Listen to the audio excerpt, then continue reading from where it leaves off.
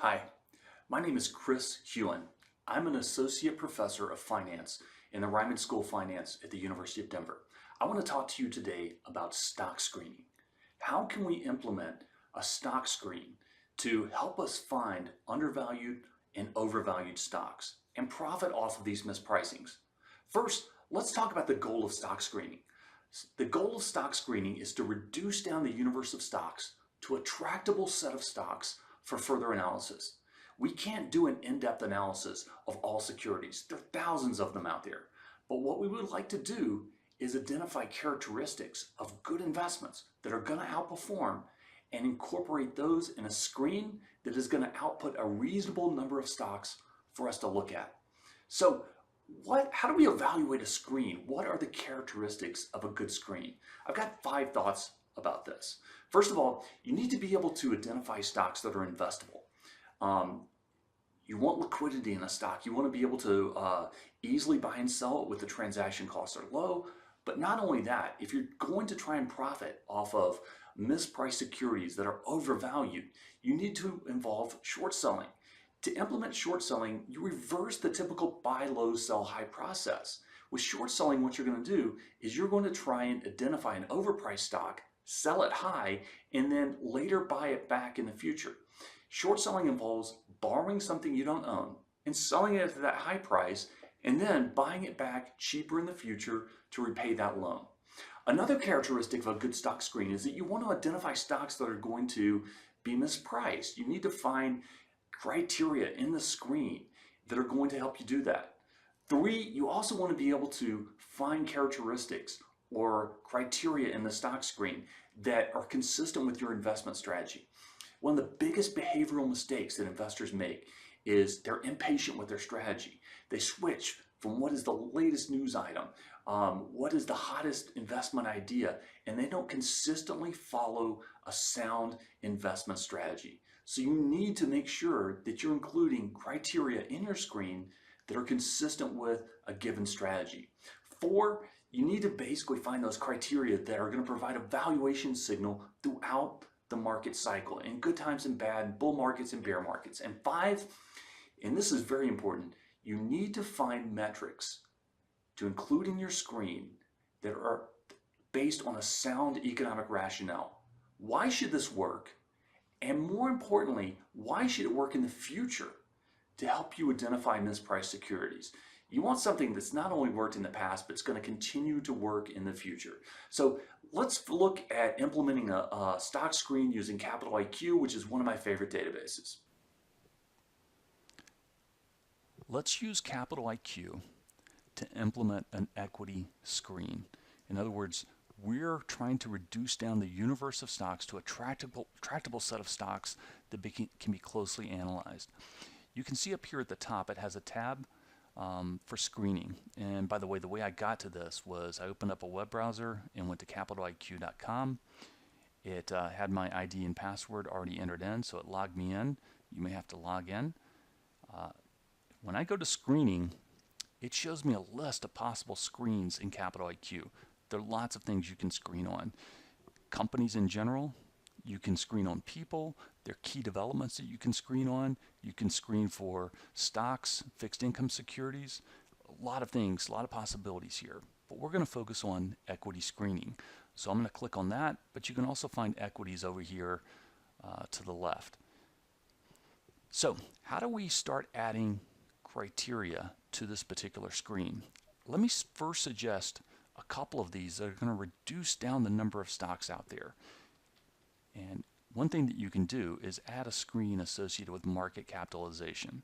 So I'm going to put in 20,000 here and ask Capital IQ to find stocks with market caps of less than 20,000. And actually, because these numbers are in millions, I'm actually asking it to do things, in other words, find market caps of less than $20 billion. And you can see that here is I add that to the screen. The justification for this is that these smaller stocks are actually not as followed as some of the larger cap stocks. Okay, so I'm going to use the latest number, and now I can add it. And you can see here that it still has a large number of securities out there, 142,423. So let's reduce it down even further by focusing on stocks that are listed on major US exchanges. And I'm going to add that to the screen. It's going to reduce it down to 5,652 stocks. We can also reduce it down by focusing on particular equity security types. We don't really want investment companies. We're going to try and get to just the regular stocks here. So let me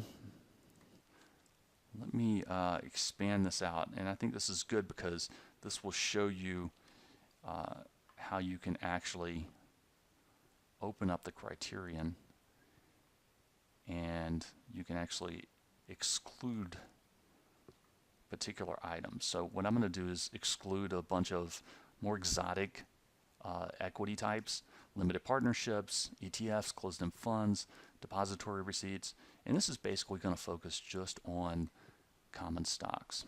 Okay, so now I've got it down to 4,119, and what I can do now is I can view the results. Capital IQ is going to go and apply that screen to the list of stocks, and what you can do is you can actually export it to Excel. You can click Go here. You can click on the Excel icon up here at the top. We've got too many securities though, so let me just add a very simple one. But before that, what I think I should do is just talk about how you can save this as a screen. You know, I can save this to my account, and I'm just going to call it stock screen because this one is extremely basic. Okay, so it saved it. I can also go back and reduce it down. For example, if I wanted, I can try and do something with the forward PE ratio. I could find stocks with a forward PE ratio less than 20, and it gives me a variety of options here. Next 12 months, fiscal year +1, +2, the calendar year. I mean, it's amazing how many options there are here. So I'm going to add this to the screen. It's going to go down a lot. It's going to go down to 1,617. So this is a basic screen. You can output this to Excel for further investigation. Let me give you a way to investigate this further, because I think this is really important to be able to play around with this, and you'll learn a lot more. On the left hand side it says idea generation screens, and I encourage you to click on investment management, because what this is going to do is it's going to give you a list of screens that are already developed out there, and you can see screens on equity. You can see you can search through the possible screens here. In fact, it's got really a high number of them. Joel Greenblatt's book, it's really famous. It's got a screen that basically allows you to implement that magic formula that he talks about. You can see other screens here that give you high values, and if you go back to low, this is in alphabetical order, you'll find a number that are associated with a low too. So you can see low PE, low return on assets, and if you want to go in, you can take a look at these, and there are really some fantastic screens that you can use here. Let me toss out a couple of other things in Capital IQ. If we go back to that screen builder,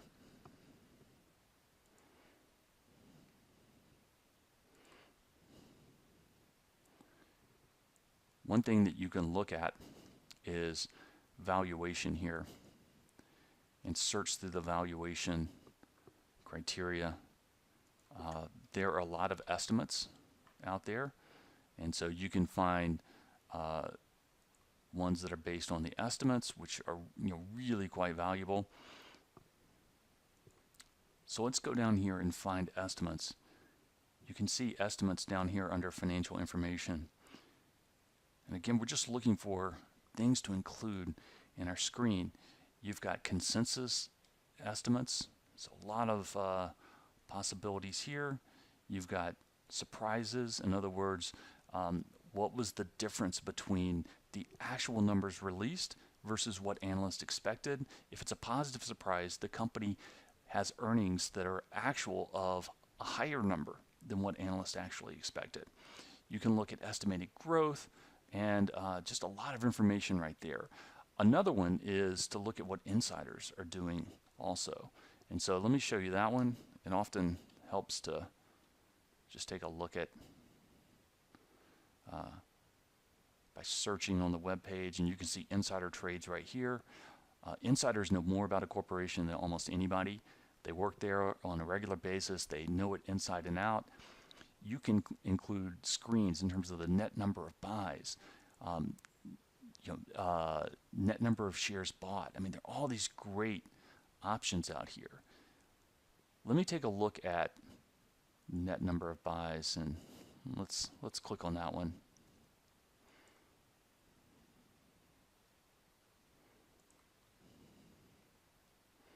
I'm going to drill down.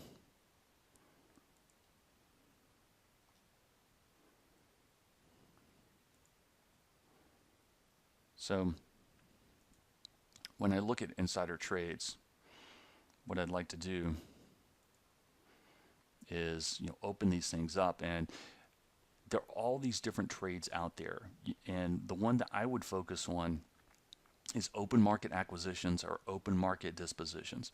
An open market acquisition is loosely defined as when a company executive takes cash out of his own pocket and goes out in the marketplace and buys shares. There's a famous quote where Warren Buffett talked about there are many reasons why people sell stocks, but there's only one reason why people buy it. And of course, he's implying that they think it's going to go up in price. So again, let me just list some of the things I've hit on. You can go to idea generation. You can go to valuation as well. Within valuation, you can find estimates. You can find information on insider trades. You can also find information on industries as well. So let me go back to that equity screening and just show you the industry information again. It's got industry classifications in here as well. So if you want to focus on a particular industry, you can do that. So I really like this stock screening in Capital IQ. This is something that you want to spend some time with. I need to toss out a caveat. The screen changes all the time, right? It's a website. So what I've shown you today is not going to be exactly what it's going to look like in the future, but over years I haven't seen it change that much. So you can have some faith that based on the information that I've given you, you can work to basically implement a very effective screen.